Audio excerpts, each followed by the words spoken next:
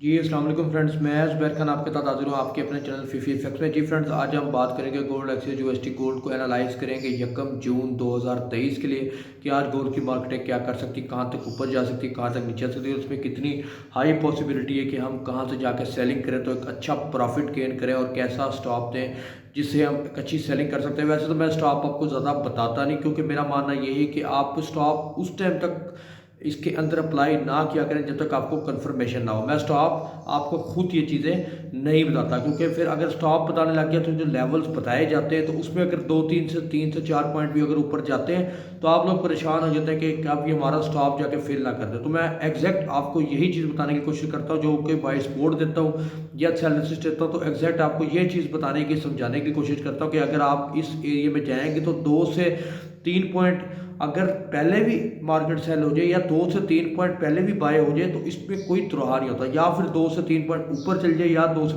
3 point नीचे। मतलब कि 2 से 3 पॉइंट का आप इतना था फासला इसको लाजमी दिया करें। मतलब एक मिसाल दे रहा हूँ आपको, जैसे कल मैंने आपको बताया था कि 1968 की हमारा पहला रेसिस्ट एरिया है, तो आप जैसे कि 1965.50 के करीब का हाई लगा और मार्केट वहाँ से सेल होगी। अब जिसके दिमाग में ये चीज़ होगी ना कि मैंने यहाँ पे आएगा तो सेलिंग कर देनी है, या फिर नीचे जैसे मैंने आपको बताया था कि सपोर्टिंग एरिया काफ़ी नीचे था, 1940-38 का था, चलो वो वहाँ तक तो मार्केट आई नहीं, 1952 तक मार्केट आई।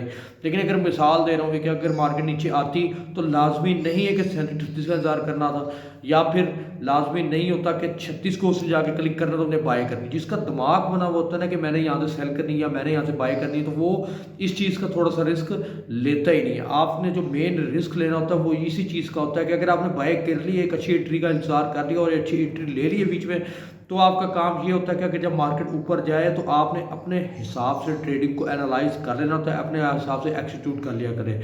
मतलब कि अगर आपने बाय कर ली है, अगर आपको रेसिस्ट एरिया मतलब बताया हुआ, मिसाल मैं बता रहा हूँ कि 1968 बताया हुआ, अगर आपको 1965-66 से भी मार्केट मिल गई है तो 2 पॉइंट में आपने कोई लाजमी नहीं है कोई $15 से आपने कोई घर बना लेना है या फिर कोई महल खड़ा कर लेना कुछ भी, तो आप इसको लिक्विडेशन कर दिया करें। तो ये एक बेहतर अमल है। अब मैं फिर बता रहा हूँ कि जो भी मैं रेसिस्ट लेवल या बाय सपोर्ट बताता हूँ, तो अगर उसी के पहले 2 पॉइंट ऊपर या 2 पॉइंट नीचे हो जाए तो इसमें कोई बुराई नहीं होती, ना कंसिडर होते हैं, क्योंकि लोग ज़्यादातर यही पूछते यही कहते हैं कि आपने ये एरिया बताया था तो मार्केट तो 2 पॉइंट पहले ही ऊपर आ गई। तो भाई मेरे हर टाइम ये कंफर्टेबल चीज़ें नहीं होती और ना ही इसमें कोई 100% होता। अगर कोई 100% होता तो सारे लोग अपने अपने सारे काम छोड़ के इसी के अंदर लग जाते, तो इसी के अंदर बाय सेल करते रहते और सारे घर जायदाद खरीद के दूसरे मुल्कों में सेटल्ड हो जाते।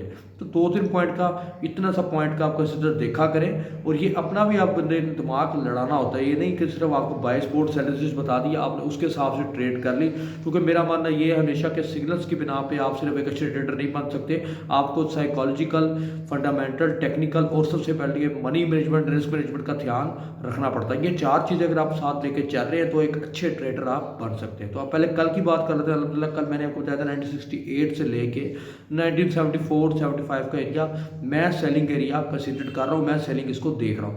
पहले 1965.60 का हाई लगा और मार्केट नीचे आई 1952-53-4 तक आई नीचे, मतलब कि वहाँ से मैं एक सेलिंग दी। उसके बाद फिर डाटा आया, मार्केट पहले ही 1968 एंड 1973 के एरिया को टच कर चुकी थी डाटा के टाइम। डाटा मैंने आपको बताया था जॉर्ज ओपनिंग का था, गुड आने का एक्सपेक्टेड था और जॉर्ज ओपनिंग का डाटा गुड आया और इस बात को क्लियरेंस दे दी कि अभी भी जो महंगाई की सूरत हाल है अमेरिका के अंदर, जो इन्फ्लेशन है वो अभी भी कंट्रोल में नहीं है, थोड़ी सी सिचुएशन अभी भी कंट्रोल में नहीं है। तो उसके हिसाब से अगर देखा जाए तो डाटा के हिसाब से मार्केट ने नीचे आना बनता था। अल्हम्दुलिल्लाह मार्केट ने 1973-74 को टच किया हमारा रेसिस्ट लेवल को, वहीं से मार्केट ने कम बैक किया 1961 तक मार्केट नीचे आई। मतलब कि हमें पहले 1965 से लेके 66 से लेके जो कि 68 की मैंने रेसिस्ट बताई थी, वहाँ से लेकर 1952 तक या 130 पिप्स, उसके अलावा 1974 तक मैंने बताया था कि रेसिस्ट लेवल मौजूद है। फिर वहाँ से उसने ट्रेस दी नीचे 1961 तक, मतलब कि 13 से 14 पॉइंट जब दिए और उससे पहले भी 12 पॉइंट दिए, मतलब टोटल मिला के कितने हो गए 300 पिप्स हमारे अल्हम्दुलिल्लाह आपने उठा लिए। तो ये चीज़ होती है, इसको आप समझने की ज़रूरत होती है कि आप इन चीज़ों का बड़ा ख्याल किया करें। मैं हमेशा यही कहता हूँ कि इन चीज़ों का ख्याल करके मार्केट के ट्रेडिंग किया करें। तो अगर अभी तक आपने वीडियो को लाइक नहीं किया, चैनल को सब्सक्राइब किया, तो प्लीज़ सबसे पहले वीडियो को लाइक कर दें, फिर चैनल को सब्सक्राइब कर दें, शेयर कर दें दोस्तों के, ताकि हर आने वाली न्यू वीडियो की नोटिफिकेशन आपको मिल जाए। और अगर आप बिगनर्स हैं, कोई व्हाट्सएप पे मेरे से कुछ रब्ता करके मुझसे इंपॉर्टेंट चीज़ें पूछ सकते हैं, जो कि वीडियो के स्टार्ट में आपको मिल जाएगा व्हाट्सएप नंबर, या मैं डिस्क्रिप्शन में आपको लिख दूँगा। आप व्हाट्सएप में मेरे साथ अटैच हो जाए। लेकिन अलहमदिल्ला जो मेरे साथ व्हाट्सएप में अटैच है बंदे, उनको तो मैं साथ साथ शेयर कर रहा था, उनके साथ हर चीज़ बता रहा था उनको, वो अलहमदिल्ला एक अच्छा प्रॉफिट गेन कर रहे हैं। अच्छा, व्हाट्सएप में अटैच होने का आपको ये फ़ायदा होगा कि आपके साथ मैं पर्सनली तौर पे 16 घंटे खुद अटैच होऊंगा और आपको पर्सनली तौर पे टेक्निकल लेवल्स के बारे में इशूज बताऊंगा, और फंडामेंटल अगर हावी होता हो तो वो बताऊंगा, सेल्फ स्टॉप, मतलब सारी चीज़ें उसमें मैं अल्हम्दुलिल्लाह आपके साथ शेयर करूंगा टोटली। और आपके दिमाग में कोई भी सवाल होगा गोल्ड से रिलेटेड तो आप मुझसे पूछ सकते हैं, लेकिन अदरवाइज़ मैं आपको खुद पर्सनली तौर पे हर चीज़ के लिए गाइड करता रहूँगा, आपको बताता रहूँगा, इंपॉर्टेंट चीज़ें आपके साथ शेयर करता रहूँगा, और अल्हम्दुलिल्लाह आपको उसमें अच्छा खासा फ़ायदा होगा। तो आज फंडामेंटल डेटों की बात कर लेते हैं। वीडियो थोड़ी सी लंबी लाजमी होगी, लेकिन आज फंडामेंटल डेटे काफ़ी ज़्यादा है, तो इम्पोर्टेंट नंबर्स हैं आज के। फंडामेंटल डाटे के बारे में अगर बात की जाए तो आज ADB non full employment change का डाटा है, जो कि 176 शोर है। अच्छा, अगर तो इनकी इकॉनमी से रिलेटेड थोड़ी सी बात की जाए ना, अगर हिंट ली जाए तो मेरे हिसाब से इसको बहुत ज़्यादा कोई 2 लाख या 2.5 लाख में तो नहीं आना चाहिए, लेकिन फिर भी थोड़ा सा बढ़ के आने की तवक्का लाजमी है। 176 है, मतलब 186 तक मतलब आ सकता है, मतलब कि थोड़ा सा गुड एक्सपेक्टेड है मुझे डाटा कि थोड़ा गुड आ सकता है। अच्छा, अनप्लॉयमेंट क्लेम है, अबाउट जॉब डाटा होता है, तो ये अनप्लॉयमेंट क्लेम में सबसे ज़्यादा ये चीज़ें बताई जाती है कि जॉब्स अनप्लॉयमेंट कितनी बढ़ रही है, मतलब कि जो बेरोज़गारी है वो कितनी अमेरिका के अंदर बढ़ रही है, उसको कंट्रोल करने के लिए क्या इशू किए जा रहे हैं।